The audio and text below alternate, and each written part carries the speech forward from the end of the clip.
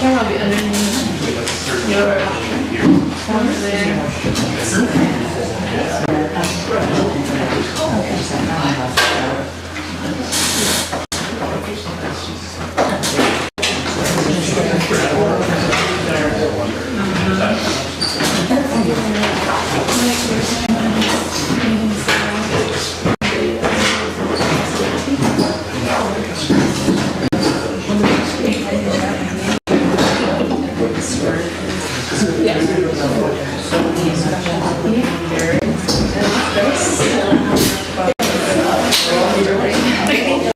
I have a better one than that. You guys all set? Yes, we're good. Okay. We're going to open the meeting of the Planning Commission on the proposed bylaw regulation. I'm sitting in the front row and I can't hear you. Okay. I'll speak up then. Speak up a little bit. All right, I will try to do that. So this is a meeting of the Planning Commission for the bylaw hearing, which is required by the state now that we have prepared the document and gone through a process of public meetings, open meetings, and now this is the required public hearing, the first public hearing of the Planning Commission. Help figure out the answer to your question, and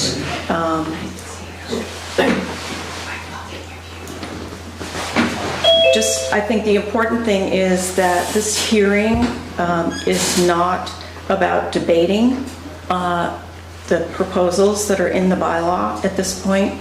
It's just about hearing what concerns are so that they can be considered at a later date. No decisions will be made tonight. There'll be very little, if any, discussion allowed in a back and forth manner. And the follow-up is that the Planning Commission meets at another date to discuss the comments. And this is Randy Saxton, our consultant, who's going to answer questions. And do you want to do a little intro? Sure. The one thing that would be helpful is for all of the people who have joined online. Sharon asked everyone here in the room to sign in on a sheet of paper. If everyone online would put their full name into the chat, that would be very helpful for keeping track of who participated in the hearing. So thank you for doing that. Welcome everyone. This is the culmination of a very long and hard amount of work that the Planning Commission has been committed to doing since 2019. Through difficult times of not being able to meet in person, which is really challenging for this project. So we don't really have a formal presentation tonight. You know, we had some informal meetings earlier where we did have more of a presentation. This is really to just take comments, you know, and hear what the concerns are before the Planning Commission makes final decisions as to what it wants to recommend to the Select Board. Should the Planning Commission make substantive changes to the document that repeat this hearing process again until they have a document that they're ready to send forward? Yes, thank you.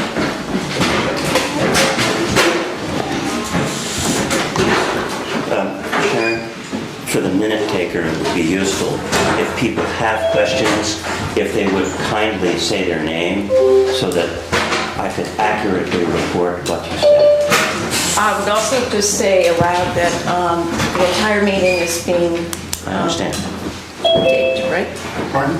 You're taping the meeting? Yes. Yes. So we can pay more attention to your comments and let Bruce do the work.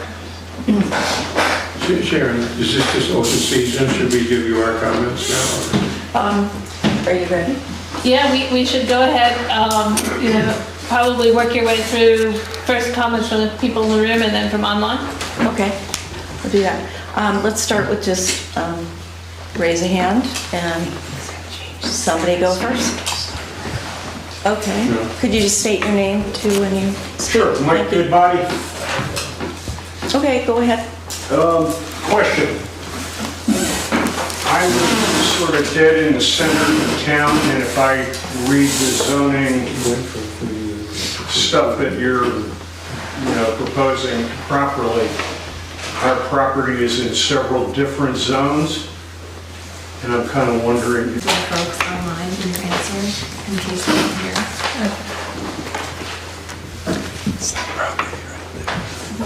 Right here. So it looks like to me, and I can share the screen here. So let me come back here.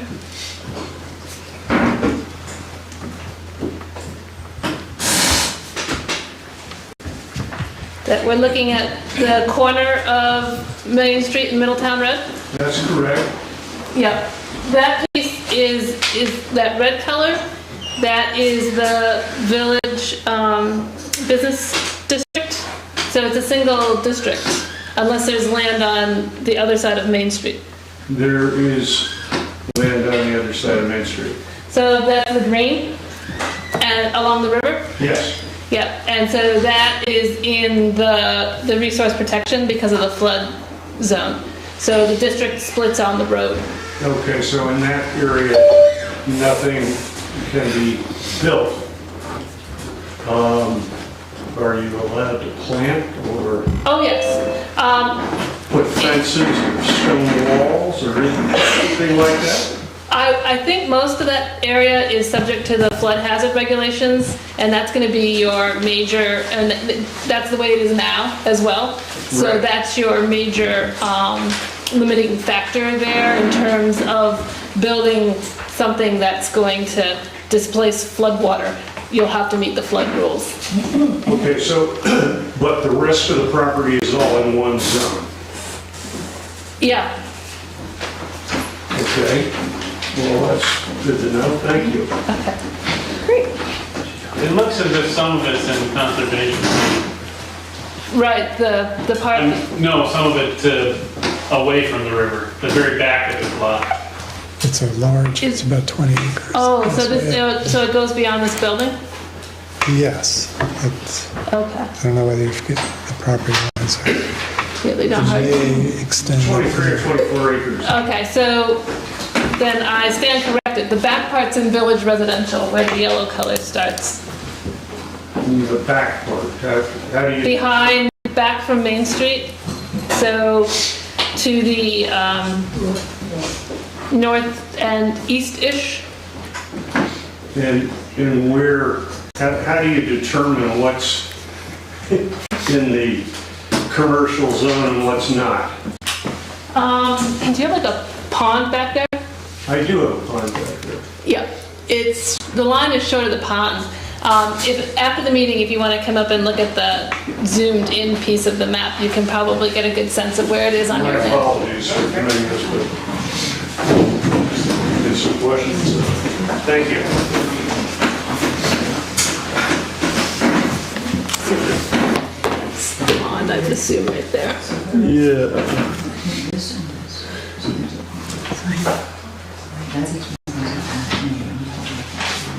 So there's the house on the road. I can't measure on here, so I can't tell you how many feet it is. But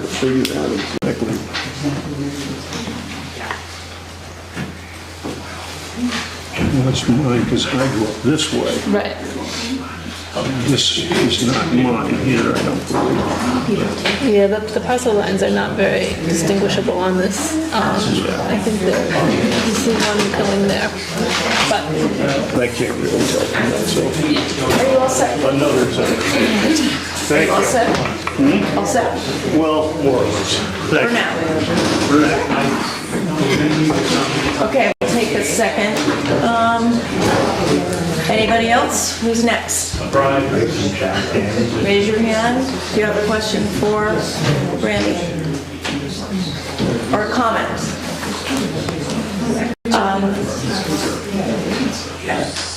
Emmett? Yeah, I have the one that Goody brought up. My name is Emmett Dunbar, I live at 395 Middletown Road. I am a resident of South Londonderry. Similarly, wondering how you chose the line for residential and commercial. I believe that our line is, our southern property line is the border of commercial and residential in South Londonderry, and under village residential, we're prohibited from retail sales, primitive campground, sales lot, retail sales, repairs, lawn and garden, farm supplies, lumberyard, animal services, grooming or training, event facility, catering, commercial kitchen, light industry, food, beverage manufacturing, wood products, stone products, wholesale trade, storage, artist gallery or studio, outdoor recreation.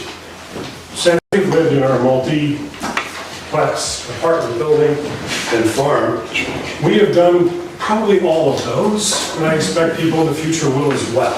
Can you explain to me why we are not, why we were changed, why our zone was changed without those things taken into account, or why the line is there, or why if someone wanted to do that, they would clear out all the woods and the habitat between us and Route 100 in order to do that, but not use our land, which has been open and developed for over 200 years. So I want to ask about that. Location? Can you give me the Location. 395. 395. I don't have the parcel ID. That doesn't help. Not yet, apparently. I think he'll, I'm sorry, in a minute. Okay. Randy, we changed that. So, and we have a variance for our horse stand, so I just feel like the property is out of zone and out of rule and out of, I think Brandy will have some information for you in just a second. or whatever. So because I feel that we're out of all those things, as you're rezoning the community, the towns, maybe we could bring some of those things into compliance as opposed to being out of compliance. I'm trying to remember. We talked about this part. Did you guys Yeah, agree to it's change that not one? what, Okay. it's not what you listed at So, this point. yeah, so this is actually an error, my error in the map. The last round of edits, the planning commission did change that parcel to the mixed use, to the, what should be orange, and it isn't orange on the map. So here, let me share the Well, screen. that's easy enough. Yeah, because I have to admit to having missed something. Shocking, I but had we no missed it. idea, I had no idea. I didn't see any form of communication that I was heard. So, is it gonna pop up? So this piece here, the orange, will go one more parcel up. So, and that's what, it was just on that side, right? I remember you guys talking about that, yep. I think that makes the most sense for the community, and not just me. People probably have other questions, other Yes. thoughts. I would be happy to just wait until something comes up similar to my other things. I did read the whole thing word for word, and I was involved with the beginning of it, so I am invested, and I appreciate the time to be able to speak. Thank you. Thank you, Emmett. Okay, who's next? Hi, my name is Jeremy Dworkin, and I've got a few comments. The first one is, I give you guys credit for plowing through all this. Thank I you. know it was a long slog. However, I still have a problem with the 15-acre zoning. I think you've improved it from the 30-acre earlier suggestion, but I still think we should think about a 10-acre zone rather than a 15-acre zone in the outer areas. 10 acres is a big piece of property. It's a long way around. I don't see anybody abusing the subdivision issues or any unusual density in the forest and recreation areas. And I think 15 acres is a constraint, an imposition on people, on large landowners who someday may want to parcel out pieces of their property. I also noticed that part of the goal of your rezoning, of our rezoning, is to provide for the eventual accumulation of some wealth from the property that we now occupy. So I think that leaving it at 15 acres would be kind of abusive, and I think 10 acres would be more appropriate. I also would say that on a different subject, and I can't find the page, but there's one where you talk about home industry or home occupation, and saying that a non-resident can't work at the home. First of all, I don't think you could ever enforce that. And I think this is a very, I mean, your enforcement issues, I think, are tremendous in this thing because it's complicated. And my suggestion is that if a lawyer, accountant, barber shop, whatever it is, wanted to have a non-resident working at the home, I don't see why that would be objectionable. I would be interested in knowing what the reason for that was, because it seems like a kind of an unreasonable restraint. There isn't actually that restriction. So the section 3206 covers home occupations, and that allows for 2 non-resident employees, and then a home business, which is sort of a larger classification of business operation from a residential property, allows up to 6. That's total working on site, including residents and non-residents. Are we looking at different? Well, I should say that, or we should say that you may well be looking at a different version because we've had several versions overall. We've kept working, throughout to. Okay, so that's no longer a restriction? Right. It's not a That's what you're saying, okay. Because the one I picked up from the town office contained that restriction as of a few days ago. You should have a version that has an 8 May 2023 date in the corner. Is that what you're looking at? It's on the title. Can't answer that. It's on the title. What section were you talking? Would be It's in the front. 3206. Sort of the home industry. 3206. Home industry section. But the version you want to be looking at, as Brandy said, is Yeah. May 8. This is in 1102. Not a version of 5. D, does not have any non-resident employees working from the dwelling and does not have a sign. Where are you reading from? I'm on page 1-7, section Oh, okay. 1102. Yep. So that is an exempt home occupation. So if you meet that definition, you don't even need a zoning permit. Say that again, I'm sorry. It's an exemption. So if you are working from home, you don't have any employees, you don't have any sign, basically like I do. I sit inside with my computer all day. You don't need a permit at all. So that's what that section in 1 is. It doesn't mean that you can't get a permit to have a business with employees. You can. You just have to get a permit. Okay, I still think that that's a clause that could be removed by its entirety. The issue of does not have any non-resident employees, that's an opinion. As for you, for example, if you wanted to have a bookkeeper come to your house, you would be restricted. No, I would get a permit and I would be able to do that. Do you think, okay. I think your enforcement, you're looking for a lot of enforcement issues, because how are you going to know if somebody hires a bookkeeper or an accountant or somebody to come to their home? You're going to have your enforcement officer checking houses? I doubt it. So this is a point that has come up, I think, at all of the meetings about enforcement of the regulations. It is true that the municipality does not go out and search for violations. Enforcement relies on complaints, essentially. So if someone files a complaint, the complaint would be investigated, and if a violation is found, there would be enforcement. But, really, the zoning administrator is not out policing the roads looking for zoning violations. And so many provisions of the regulations, have the same sort of situation that unless it's brought to the attention of the zoning administrator, clearly they're not going to know, even maybe by driving by. Okay, I have one other comment, and that is on the village business district. You've got a maximum front setback what the business district looks like. With the river on one side and a hill on the other side, there would be no place to park if somebody wanted to establish a new business in town. So I think that that's an unreasonable restriction. And it's not enforced.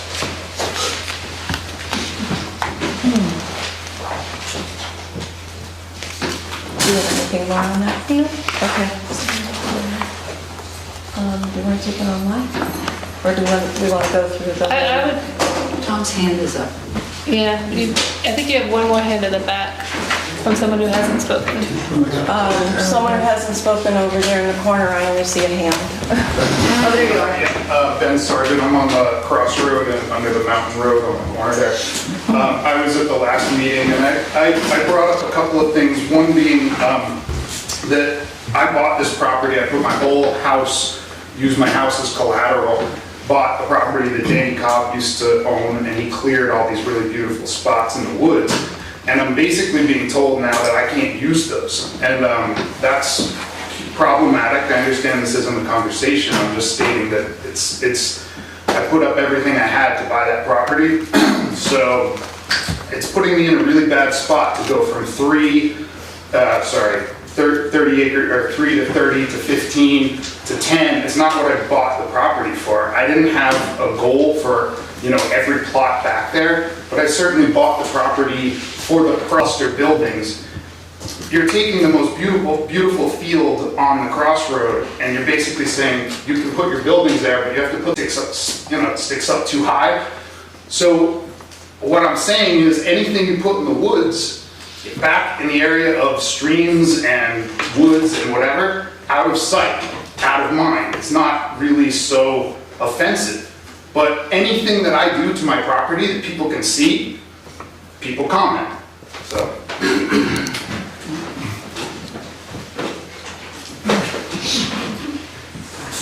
Anything on that? Just one second. You're next. Yeah, hi, Elias Abiantoon. I own a 1 acre lot in Sherwood Forest. I just wanted to confirm with the new proposed zoning if 1 acre would be able to build a single family home there. The issue is that it's two small lots adjoining each other, and we currently have the rule that adjoining smaller lots become merged. So this does not require the lots to merge if you can get a wastewater system on them. Then a pre-existing lot can be built on, irrespective of whether it's under the minimum lot size for the zoning district. But you do need to be able to get a septic system, get a wastewater permit. Yeah, I think it's separate ownership that's happened already.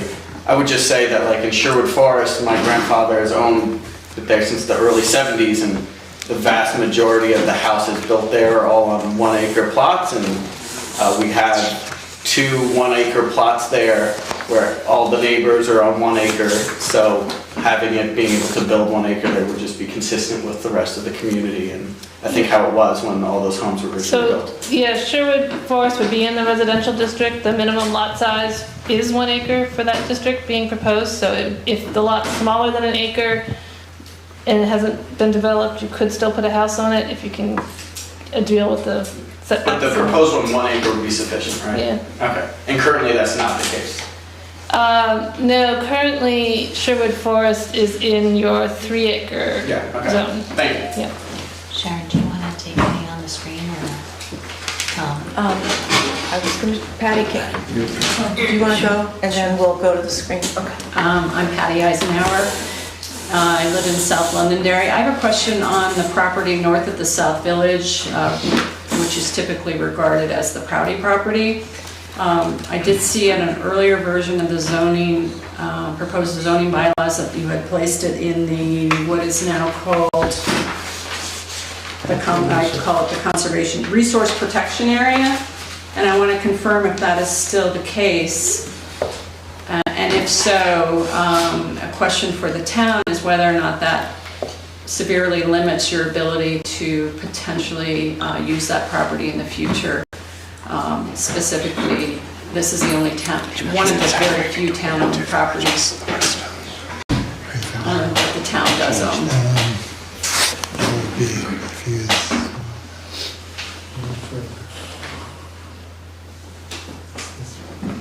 Do you have the location? So, yeah, that is still in the resource protection district. let me Yeah. make sure. No? Okay. Trying to orient myself here. You changed that. Yeah, we can change that. I think oh gosh, this is the West River. Trying to see where we are. Hearthstone Village would be. Oh, it's this property here. Yeah, it's shown. Yeah. Yeah, I still have it in the resource protection. Do you think you changed that I one? think we changed that. Last time she talked about it, we changed it. Okay. So we'll take another pass. Well, Okay, Do you we'll know have to what- get back to you on that. I'm sorry, what are you saying again? We think that what is intended is not what is in the document right now. Do you know what was intended? Per your previous comments, we took it out of the conservation district and put it in a different category. And because we found that the limits imposed by the conservation district were not in accord. The conservation district basically implied material that was owned by the town. And so we changed that. Okay. And it's in the minutes. If it didn't get into the final document, we need to make some revisions. I don't know. Thanks for clarifying. Okay, thank you. Let me know what district you wanted it to be in, because it wasn't on my list. okay. We'll take a look. You have from the, Online, Tom has his hand up. Tom had his hand up. Yeah. Tom Kavanaugh? Go ahead, Tom. Hello. Yes, we can hear you. Okay, the reception on Zoom is spotty, so I wasn't sure. So, go along with Patty's question, what town properties are in the Resource Protection District now? Most of them are. Because I believe no town property besides that that the Conservation Commission oversees should be in the conservation, or the Resource Protection District. It puts undue restrictions on the town.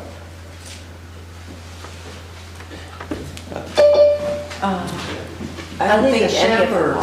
Shamburg is protected. What about the Shamburg property, Tom? That's conservation district, that's the resource protection district, that's fine, because that's under the conservation commission. I just want to make sure that nothing other than the conservation commission's properties that they oversee are in the resource protection district. Is there anything else, Erwin, since you're here, other than Shamburg?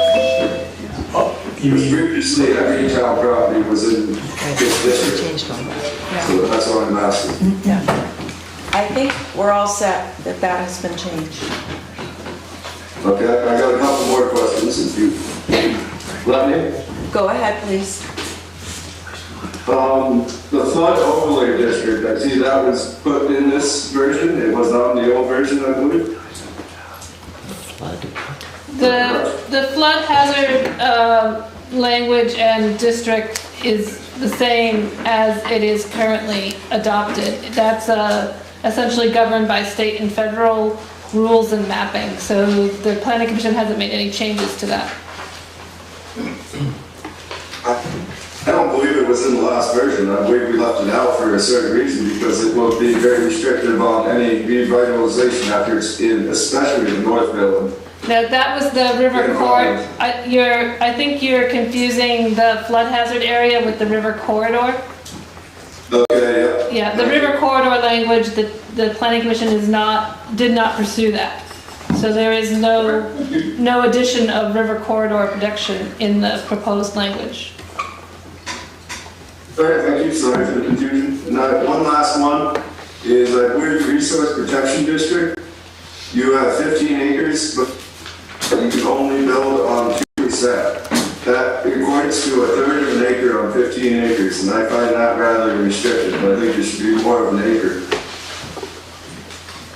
So that is the impervious surface coverage, so it's about 13,000 square feet. It's essentially the same impervious surface coverage as you can get on the 3-acre lot in the rural district, so the brighter green color. So that was the rationale behind the number, was to make those equivalent. I think restricting somebody who owns 15 acres to a third of an acre they can build on is rather intrusive and should not be in there. It should be more of an acre. I understand restricting some in that area, but restricting 15 acres to only a third of an acre is crazy to me. I can speak to the rationale on that you guys did spend some time talking about that. The reason the lot coverage number is so low in the resource protection district is to discourage cutting very long driveways far into the woods and building far back from the existing road, because the driveway counts towards the impervious surface. So if you are putting in a very long driveway, that's going to require much to do.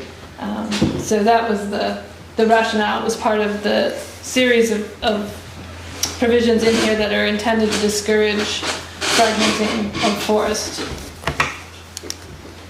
I'm just saying I find it way too restrictive. That's my own opinion.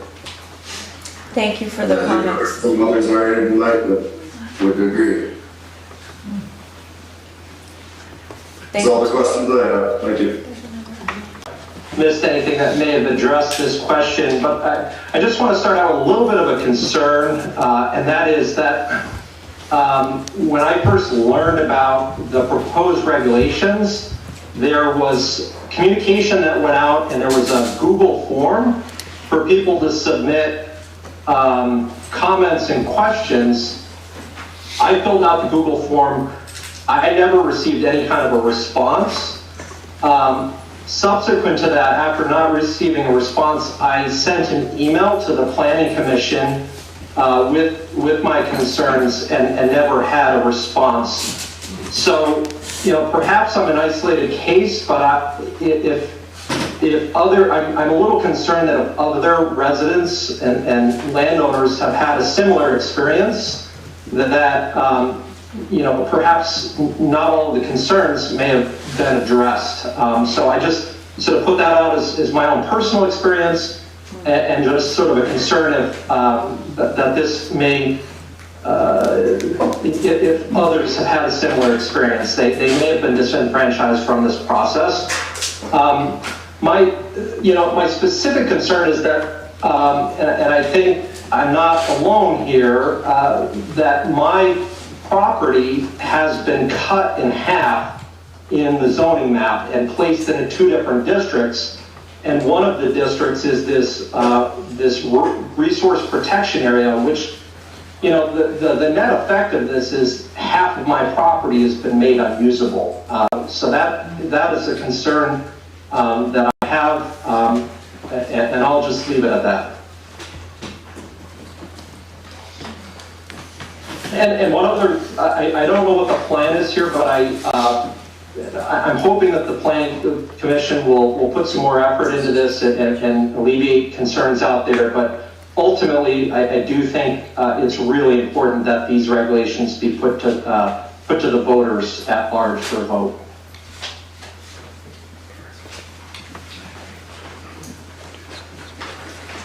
Thank you. Robin? So David's online, but he says it's very hard to hear the meeting. So I'm going to speak for the two of us. So our 50 acres that we have in Londonderry is entirely put in the resource district. We think that's not fair. And we are surrounded by the rural district. So we're like an isolated, we just think it's too restrictive for us. And deep parkland or state-owned land, and maybe an overlay of your height restrictions so that we could better understand what your goals were, and to explain to us the goals that you have achieved. In addition to reviewing the boundaries and talking about the boundaries of the Resource Protection District, I don't know where those physical documents are at this point. They're not here in the room, I don't think. So that information is available, and I think we can probably organize some way for you to be able to come look at it. The concept behind doing a resource protection district goes back to the Londonderry town plan and the goals expressed in it, largely related to forest fragmentation and protection of higher elevation areas, and wildlife movement corridors and things of that nature. So back in 2019, when we started this process, we started by looking at the lands that were conserved and public lands, the floodplains, which already have a layer of protection built over them, wetlands, which similarly have a state layer of protection over them, the higher elevation lands, which Londonderry heard about a couple of pieces tonight. There are some pieces that are split by the district along like the to make some logical break on a very large parcel of land. So that is the derivation and the goals and objectives. I don't know if any of the Planning Commission members want to speak to that as well, but you know, that is how the district came to be and the types of provisions that are associated with it. But I don't understand how you can put someone's entire property into the resource district. The first house in Winhall was the house site is on our property, and or in Winhall Hollow, and we do have the stream coming through. But if we are surrounded, you know, we're an island, and it doesn't seem fair. You don't have to give us an answer now, but it's a concern. I would just make one comment on that. And when this began, and we started looking at the town at large and the resources and the environment, it wasn't property by property. It was a very big picture thing that we didn't really even look initially at how many homes that were in there or what was going on there. It was the very beginning. So well, and I guess I would just ask you all to look at that situation that we've been put in again and understand that our land is in conservation and forestry management, and so I would like it to be reviewed. okay, thank you, Robin. Okay, I think back in the corner, please. Hi, I'm Michelle Carey, I live in property on Haven Hill Road in South Londonderry. And I just kind of want to echo a couple of the comments that have been made. Our entire property, it's 44 acres, we're governed by Act 250, so we already have environmental protection agency involved in anything that we do on our property. And I think a 15-acre rezoning is already too restrictive, as another gentleman had said.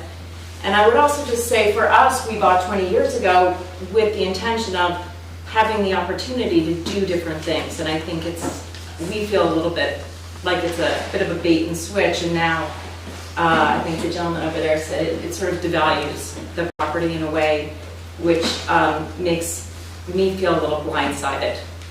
And that's it. Thank you. Hi, Paul Hemler. Currently, Windy Rise Lane East is a rural 3 and a rural 1 district bordering the West River trail land, and it's proposed to be changed into residential. I would like to know if you could give me the specific criteria that were used to make that determination.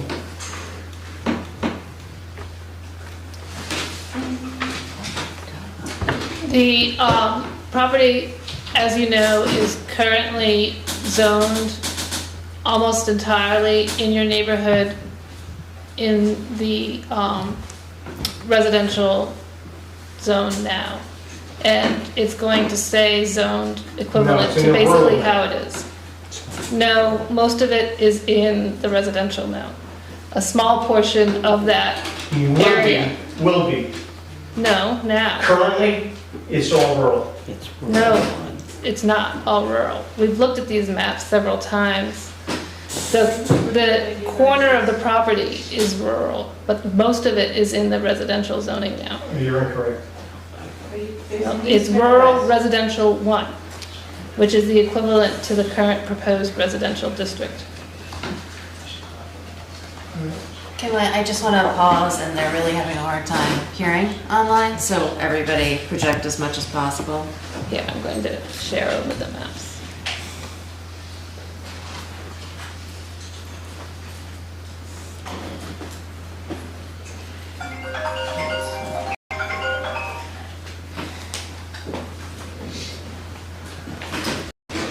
So this right here is Windy Rise Lane East.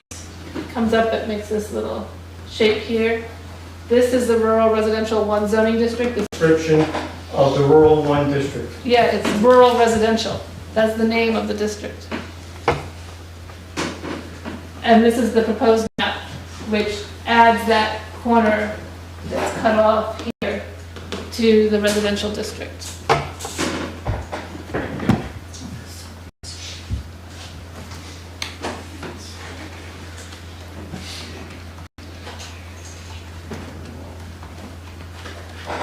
Do you have anything else, Paul? Yes, in the original, or the last draft, where it was half acre, there was a maximum 20. On the Why? 1 acre. Why was that? Well, it was around the idea of the lot size that you've got. So if you've got 43,560 square feet times 15%, you end up with about 6,500 square foot of potential impervious surface area. The village areas are running around 4,500 to 5,500 square feet for the residential. This is at 65, and like I said, the rural goes up to about 13,000 square feet for the minimum lot size. So there is some thought around that impervious surface number, and at 10%, we decided that that total number was a little low.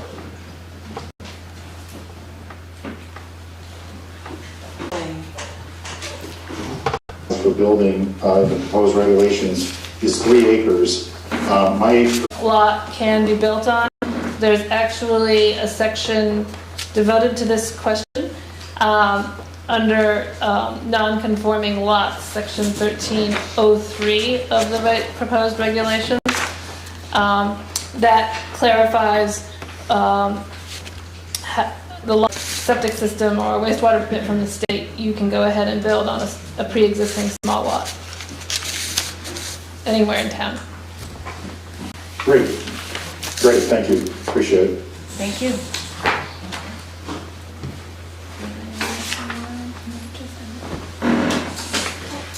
Anyone, Emmett, can we see if there's anyone else since you've already had a turn? Ask one question, last minute, I'll stay here all night until I'm heard. I didn't say you wouldn't be heard. You can invite anybody else to speak, I'm not going to. Go ahead, please. No, choose somebody else. Go ahead. I'll wait. Somebody on the screen, Sharon. Go ahead. My name is Jim Wilbur-Lee, a resident of South Londonderry. I have a much broader question. If I understand it right, we have a 67-page town plan. We're looking at implementing over 200 pages of zoning that affect all kinds of stuff other than how many acres we have and what we can do. And I'm just wondering why all these other details have been included in the process. If I understand it right, Act 171 is more or less mandated for us to put in process before the next town plan. But in reading it as I understand it, it didn't get down to the kind of detail that we have. And I suppose to just summarize it, I don't know why we have to eat the whole pie at once. I'm wondering if there's some way of looking at some segmentation rather than pushing in a wide range of zoning issues that we haven't even discussed tonight. My response to that is that when the planning commission has a sense that they have fulfilled their obligation to prepare a bylaw draft to present to the select board, it's the select board's decision as to what happens to it at that point. We would hope that it would be accepted by the select board or adopted, which is what it takes to make it work. The select board they will make their own decision once they receive the copy that we put forward to them. And I would add to that, Sharon, that, as we noted, the Planning Commission's been working on this for 4 years. Decided at the beginning of that process, essentially probably more like 5 years ago, really, to engage in a comprehensive revision, to not do small piece updates of individual parts of the regulations, but to do a comprehensive revision based largely on the age of the zoning language that you've got now and the number of ways in which it was out of sync with both state law and with the town plan. So that decision about whether to do the whole thing or just to do small targeted changes was made a long time ago. In terms of adopting it, is it possible to break up pieces of it and do it in smaller pieces? And from an adoption standpoint, it could be. It can become a little challenging when the document has been, you've got two entirely different documents and you're trying to integrate new pieces, but it is conceivably possible. If I can just have a follow-up, may I or not? Sure. I know that Place Sense has done a lot of work on town plans and zoning throughout the state. And I'm wondering, is this example more extensive than the others? Or is this the kind of extensive rezoning that's been implemented in the other towns? This is the sort of comprehensive rezoning. One of the reasons that the regulations are in some ways a lot more, page count than the current ones is actually includes all of the administrative language. So, step by step through the process, how you go about getting a permit, how you go about getting approval from the DRB, all of that is laid out in a lot of detail. I think that's probably 50 pages altogether in there. So that's a big chunk that right now your current regulations refer to statute or have pretty general language and don't really detail the procedural stuff out. So that is in there. One of the ways I often describe a set of regulations is that it is like a cookbook. You are never going to necessarily need the information on every page to make dinner. But you need to be able to find the pieces that you want in there that you need to know about. So it needs to be well organized. It needs to have a clear table of contents. Things need to be cross-referenced, that sort of thing. But for most homeowners, there's probably 4 or 5 pages in this document that really matter. For someone who wants to start a business in Londonderry, there's more here that they're going to need to dig into. For a property owner who wants to subdivide their land, there's going to be more pages. But for a homeowner who wants to have a home business or wants to put up an additional building or an accessory dwelling unit, or, you know, the types of normal things that most homeowners do, there's probably a couple of pages at the most that are really relevant. So it's one of those weird things, you end up with a lot of material that doesn't get called upon very often, but when you need it, it's sitting there. So you're saying other towns have adopted a similar kind of thing? Yep. Chair, can I get a little clarity on your previous statement? I take it this is not the draft that's going to the select board. I assume you're going to be taking our comments and smoothing out the rough edges here a little bit before it goes to the Absolutely. select board, am I correct? Yes.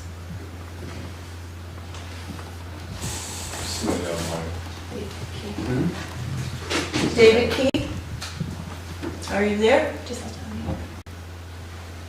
Hello, can you hear me? Yes. Hello. Can you hear me? Yes.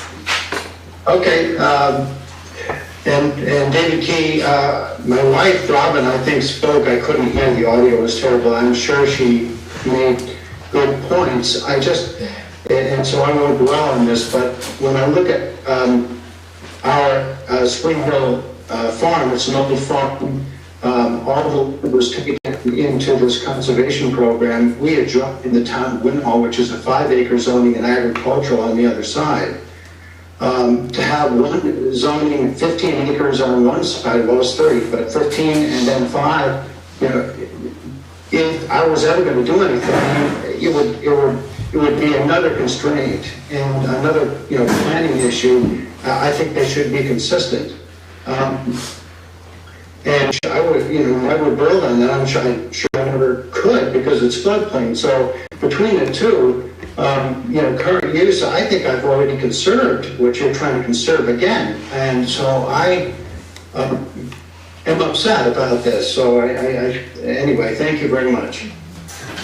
Thank you, David.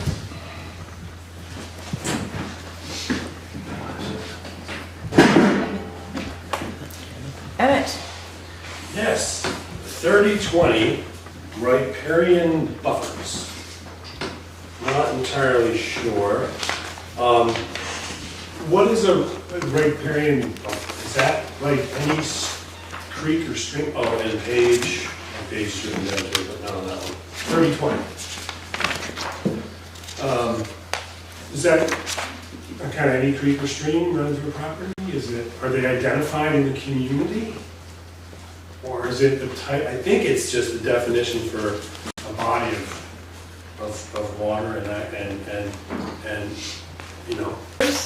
And those are defined in the back of the regs. So if the surface water shows up on a Vermont Agency of Natural Resources map, then the buffer applies. So the best way to see where those are, the Vermont Agency of Natural Resources has a natural resource atlas that's actually, I think, referenced in here in a couple of places.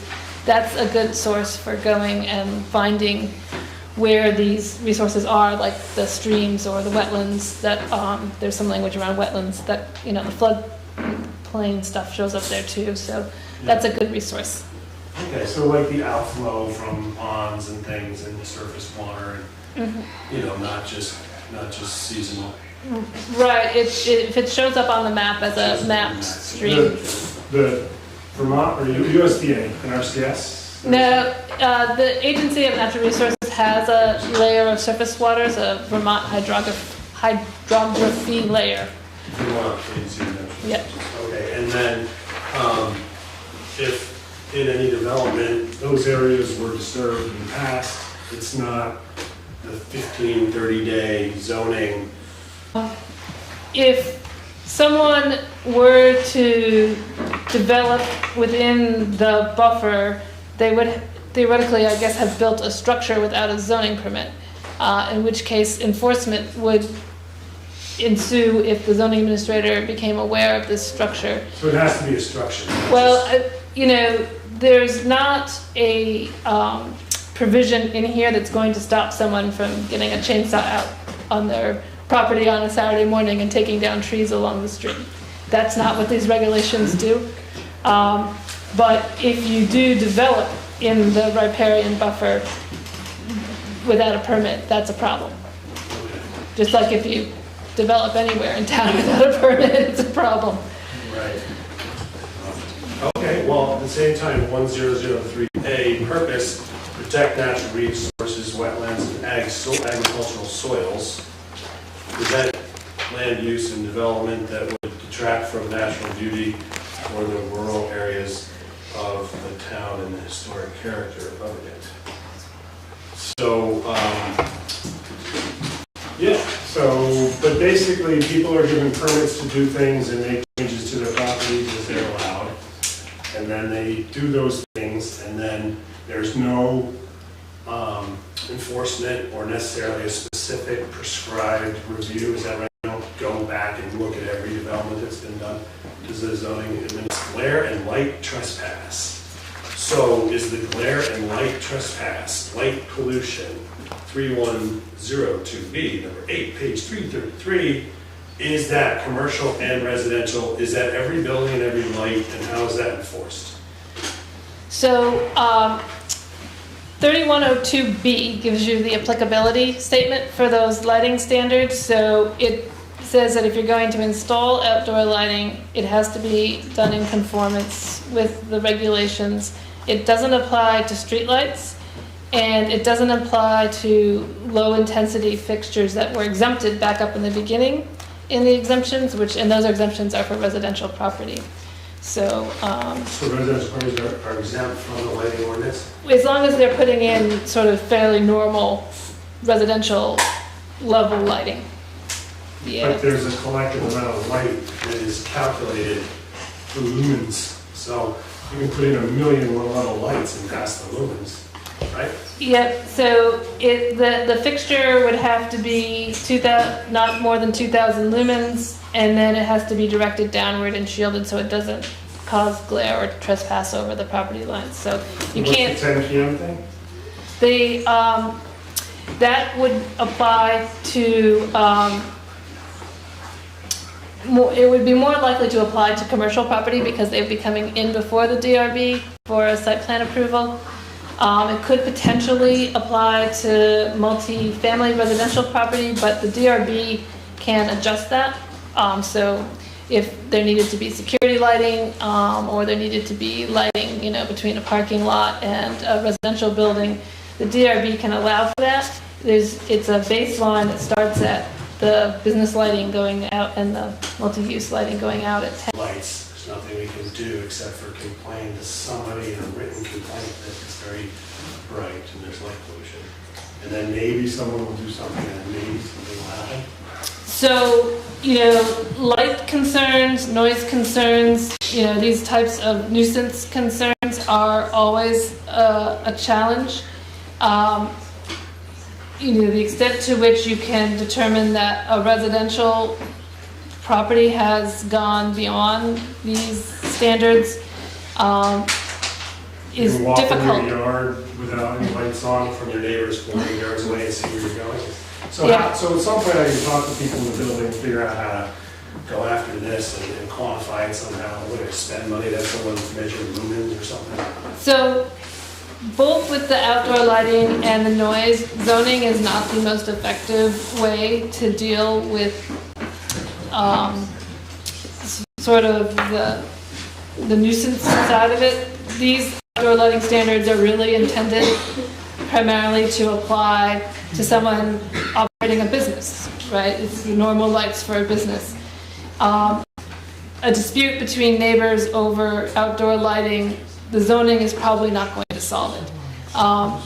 The same could be said around noise complaints as well. Is there a noise ordinance in these? There are performance standards that also have noise levels in those, but once again, they apply to essentially to things that come and get site plan approval. So they don't apply to your neighbor using a leaf blower at 10 p.m. That's not really what zoning is intended to do. The municipality could enact other ordinances, but without local law enforcement, you don't have a lot of ability ability to do that and enforce.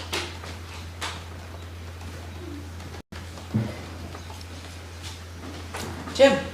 Yes, I had a question. Once this is all decided upon, can any individual property owner or whatever ask for an exception and have that then ruled on independently? Or are these things rigid enough that you don't ask for an exception? So there are two types of, so waivers can be approved to make adjustments to the dimensional standard. So if the setback is 20 feet, but you need to be within 15 feet of the line for, to reasonably accomplish what you need to accomplish, you can go request a waiver. And there's criteria in there for that. If you have something peculiar about your piece of property, say you have a lot of ledge, and because of that you can't meet the setback requirements, you need to move the building site all the way to one side, for instance. You actually might qualify for a variance, which there's greater ability for the DRB to make a bigger adjustment using a variance, but you have to have a physical reason on the property to qualify for a variance. And then the regulations, once in place, aren't static.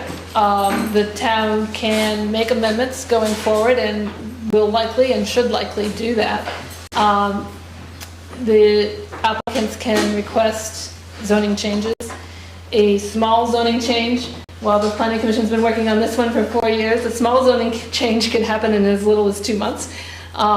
If there's something specific that someone wants to do and there's not, a community concern about that, and or there's support for the idea, that can be relatively simple to actually make a change. So those are your options. You forgot the court. You have to appeal all the way through, and then you do not, the court is not may invalidate a section of the town's regulations, but the court's not going to change the town's regulations. No, I know Woodstock had big problems with the court for a while because they wanted to tell people how to paint their houses and what colors to use, and that went to court. Well, that was a question of the authority to do that. We haven't suggested that you only get to choose between 2 shades of white. We have Oliver on. And you have a hand in the back line too. Go ahead, Oliver. Yeah, thank you. So just some follow-up questions. I heard you say that you do plan to work on making some adjustments based on the feedback that you've received tonight. So that's very encouraging. So my question though is, what is that process going to look like? And what happened to the feedback that was submitted through the Google form several months ago through that public engagement process? Again, I'm concerned. I didn't see any evidence that feedback was taken in, so I want to know what happened and why that wasn't processed then. Supporting a public vote on these regulations when they're ultimately ready. Thank you. On your last point, my response is that that is not up to us. That's up to the select board, ultimately. And on the feedback forum, my recollection there, and anybody else can chime in here, is that we looked at all of the comments, and to my knowledge, they were considered and included or not, or at least discussed, and we did not set that platform up to be a back and forth. It was just input for us that we did take a look at. There is a citizens petition process that is available even after the select board. Yes. Absolutely. 5% of the voters. So that should give Oliver some comfort. Sharon, I can say, Can I just finish with, let's see if, Oliver, did you have more? I wanted to speak to that point. Okay, go ahead, Dick. I'm, as the minute taker, I pay a lot of attention to recording every single comment and reading every single comment. And I can assure you that starting last October, when we were much more public, and even before that, when individuals like the Conservation Commission or the DRB or other organizations within town offered comments, every single one was at least considered. We did not, as I asked the question after your statement, Emmett, or the Keyses, 4 visits to the Planning Commission to decide against the broader objectives that we had. And as Sharon has said, we didn't get back to people, but we did make every effort to make sure that everybody's opinion, as we promised in October, would be discussed and considered.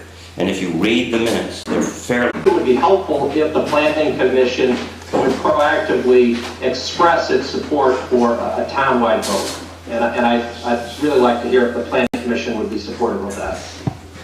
We haven't had that discussion at this point. Thank you. Thank you. Ben? My only question was, I think this is a good idea to be able to argue each individual property and ask for a variance is a good thing. I guess my concern, like with my property, is that it just seems very unfair the way the line is drawn, how it juts in. You know, if you were to take a thumb distance from the river, I would understand, okay, where everyone's going to be this close to the river, and that seems fair. But why does it jut in here? Why does it jut in there? If I'm allowed to, I guess my question is, do I have to have a plan in mind? Do I have to say, I want to build this, and this is why I need some variance? Or can I just say completely accessible? You know, a variance is in relation to a specific application. In response to your comments earlier and others like them, the one thing that the Planning Commission did add into this most recent version of the draft is a provision. They don't have to be built on within 5 years, but your subdivision needs to be done. Randy, do you have to have a building envelope Yes. on those? Yes, so a new lot that gets created will have a building envelope, which basically indicates where ultimately the construction, the building will go. There is a mechanism whereby if you sold the lot and the owner wanted to move.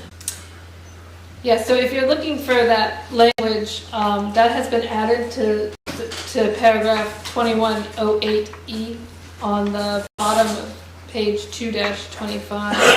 So that after a lot of discussion, that's where the Planning Commission ultimately ended up on the discussion of how to address the concerns that were heard about the significant change in the zoning. So to provide a period of transition, essentially. I'm sorry, could you repeat those numbers again?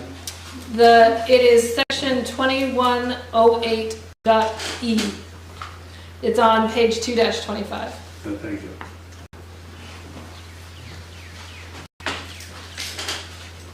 Anyone else? Comments? Questions?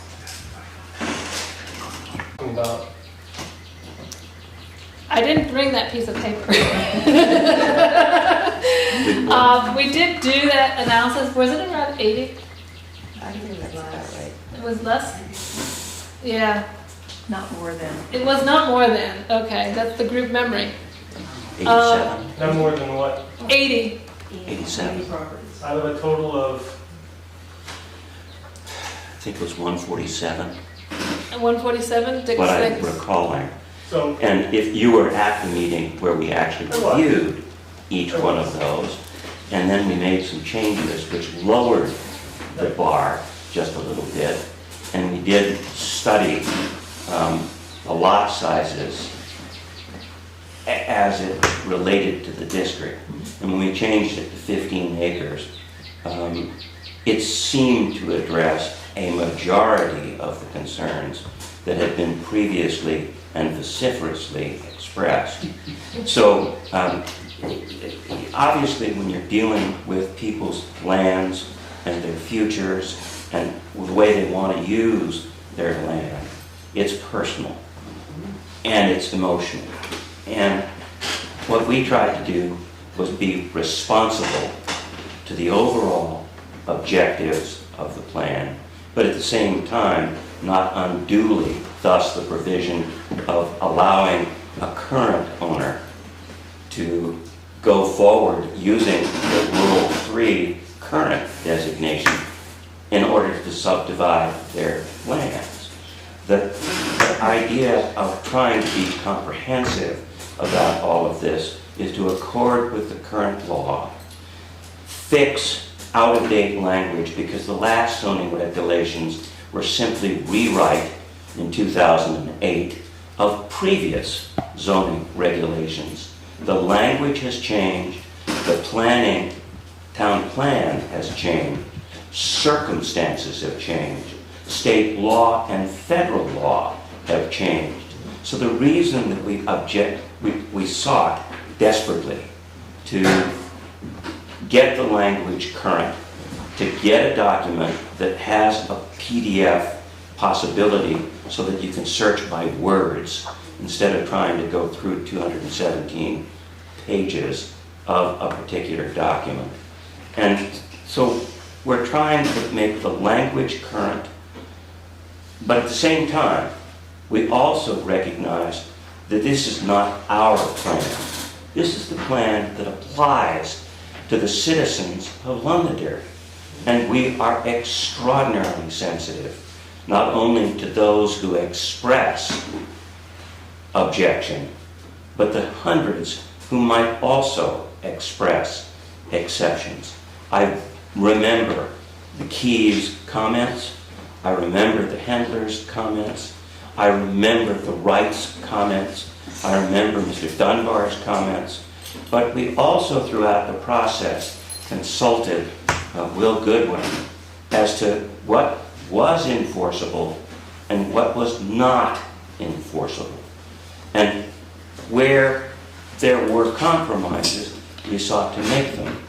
There is no doubt, given the way these zoning bylaws are always approved, that if it's put to a vote, the overwhelming majority who will vote no because of their own personal objection. What we're trying to do is to guarantee something that's rational, reasonable, legal, and satisfies the bulk of the interests of the bulk of the town. And it's a complex document, as you all can read as you go through the nuances of each one of these.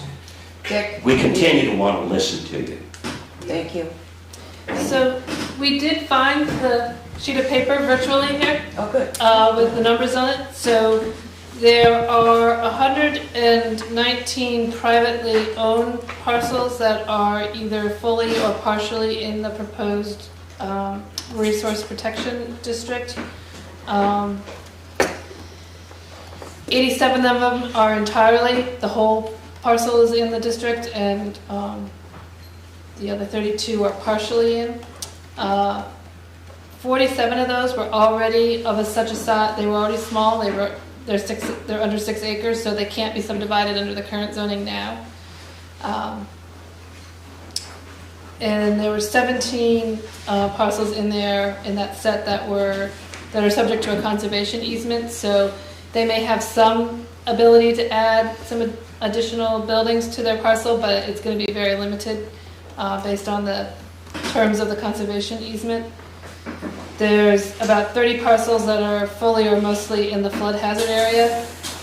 Again, their ability to build is significantly curtailed already. And then there's quite a bit, so 27 of them have steep slopes, significant areas of steep slopes, which would limit building on. And 23 have no road frontage. So when we actually started inventorying those parcels, you could see that the land is pretty severely constrained, which isn't to say every piece is. I mean, we did make is not individual parcel by individual parcel, it's blocks of land. But there is substantial constraints. It was hard for me to keep the math straight in my head. I was at one point, it looked like it was 35 parcels that would be concerned. In terms of being further subdividable? Yeah. Because We you haven't started really- off at 87 and then you Yeah. excluded 35 and it came down and then you subtracted another 15. Am I wrong in thinking that you might be talking about less than 50? Out of Yeah. 1,500 lots in Londonderry? So I mean, we have changed the numbers somewhat, so this is from the analysis back when it was set at 30, but I think at 15, there are 46 parcels remaining in that resource protection district that can't be subdivided at all. So I think that's the bottom line number. And that doesn't address whether those parcels have some constraint on them, like the steep slopes or the floodplains that was going to prevent it in the first instance. So it is a relatively small number. Unless it's in the, your property, but... The big picture of number of lots, But, yes. but I think it's important to keep perspective, right? Yeah, and at the time too, like, what is the entitlement? The future or now? And it does make it really difficult. And Ben can't develop what he wants, but we're all here now, and we won't be here forever. The town theoretically will be, and the town plan and zoning is for us and the future. Oliver, are you still there? Yeah, I am. I just want to respond to Dick Dale's comments, and I just put a link to where the minutes are, but that's all I'm seeing on the website. We meet at least once a month. At least. And the minutes are due, what's the time frame? 5 days. We have 5 days to submit the minutes. In draft form. And then we approve them. I'm telling you, I'm looking at the website as we speak. I just put a link in the chat. There are no minutes from 2023. Are you looking at that's why- current draft minutes? That's where my frustration is coming from, is I sent an email, I submitted feedback, I checked the minutes, I didn't see anything in there that indicated anything was being reviewed, and then it looked like you guys hadn't met, and all of a sudden there was this public hearing. But that's not the case. Will, what are you saying? Look under current draft minutes, which is on the agendas and minutes page. Okay, but, so if you go under planning commission and you look at minutes, what you get a list of all the minutes, including a draft from December 12th. So this may just be a technical issue, but when I went to the website, I would go to planning commission, and what I'm seeing there are minutes, no minutes from 2023. Yeah. We'll take a look at that. Thank I'll you. leave it at that. Thank you.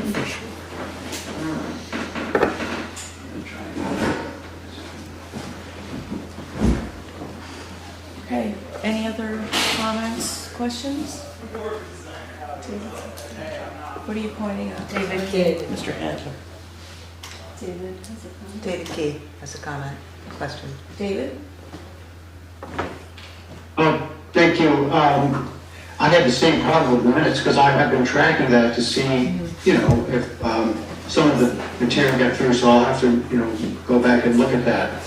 So I had the same trouble as Oliver. Just a comment, when I looked at, you know, Weston, Ludlow, and Windwell in terms of general building restrictions, well,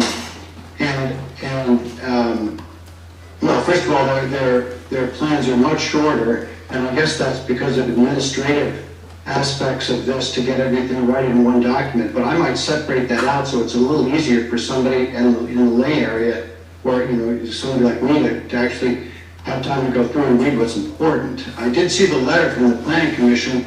I didn't see that there was a lot of insight. I didn't find a lot of insight in that in terms of the grievances or the comments that have been made prior. But I did notice that, gee, if picture 28, Weston's is 35, Winhall's is 35. Their elevations are low. I mean, Londonderry is a relatively low-lying town, so maybe we can make that I can put up. As I looked through the restrictions in a lot of your building, and particularly with respect to looking at some of the diagrams in the document, you could easily run afoul of those restrictions, and the town could come and call you out. And I just worry that you've got so many restrictions here. It's like a linear program that can't be solved. You're going to make it very difficult for people to even move on. I found it really useful and really user-friendly. I really found it very user-friendly and really appreciate it. And it was really great to see how to go through things where you didn't before. With larger numbers involved and more wealth, you do get a lot of pushback, and there are some things that obviously are difficult. But I do actually think if you take it on the whole, there's more flexibility and more potential for growth in wealth and socioeconomic status for those that have less. And I do think it's a great plan that you're almost there on. Thank you. Paul? Yeah, Paul Hemler. I asked earlier why Windy Rise Lane East was moved from a rural one to a residential, and Brandy corrected me by stating that Windy Rise Lane, for the most part, I mean, she's absolutely 100% correct. And I apologize for misspeaking and not doing my homework. So I'll rephrase my question that I had before, if I may. Not every property that is currently a rural residential 1 is being put into residential in the new zoning. What is the criteria that was used to determine which properties would go into rural and which properties would go into residential that were in the previous rural residential designation? The main criteria was proximity to major roads and to the existing centers or developed areas. So the residential district extends outward around both villages. It includes the Magic Circle and lands in proximity to the ski area. It includes a couple of pre-existing smaller subdivisions with smaller lots, like Sherwood Forest, as a unit, because those lots were built at a smaller lot size, and so it makes sense to keep them that way. So that it is. So the answer to why Windy Rise is the way it is its proximity to the highway and to South Londonderry. And as you got further out from the major roads and further away from the villages, it goes to rural.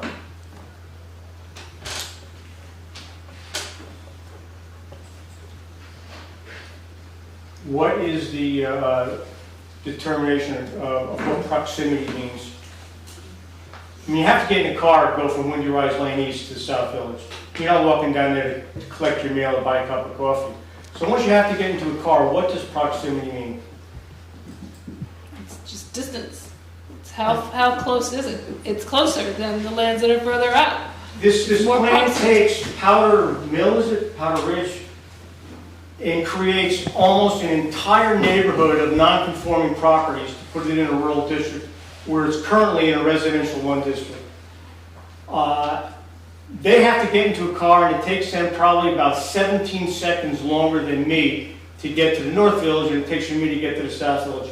Can you explain what the difference is? Where are you talking about? It's a Powder Mill, Powder Ridge, which is 1 acre currently, and you're changing it all to 3 acres and making almost the entire region non-conforming. It's up here. Yeah, that's it, yeah. We're also as close to 11 as I am to 100. Well, they're much further out from North Londonderry than Windy Rise is from South Londonderry. So that was the question. What is your definition of proximity? Well, Powder Mill is further from North Londonderry than Windy Rise is from South Londonderry.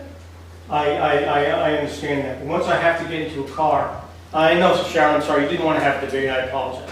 But I'm just trying to understand, it seems arbitrary how this was done. And it seems to me and some of my neighbors that the Windy Rise Lane East is being sacrificed, if you will. It's the only neighborhood, it's the only entire street in the entire town that is big. Other people are affected.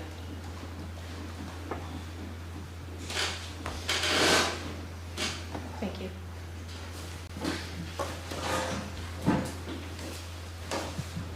Anyone else?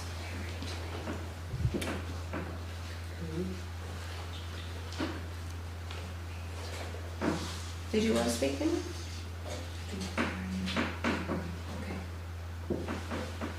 Did you want to speak?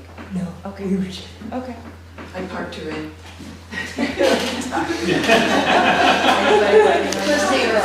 I think we have a section about that. Coercion. Let's. That's actually a good point, just, I know you've got an answer for it, so maybe you could just tell everybody that you've accommodated all the latest state updates in this plan. Parking is one of them, right? Yep. Yes, so as of July 1, you can only now require 1 parking space per dwelling unit. So these regulations will conform with that. And you have to allow for duplexes everywhere so if you could have 1 house on a property, you can have a duplex. Starting July 1, brought to you by your legislature. S 100, signed by the governor.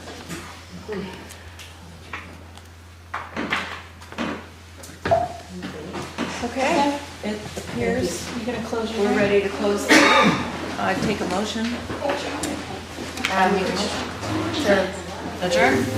Motion to adjourn. Close the hearing. No, close the hearing. The motion. Oh, close the hearing. I'll make a motion to close the hearing. Is that you?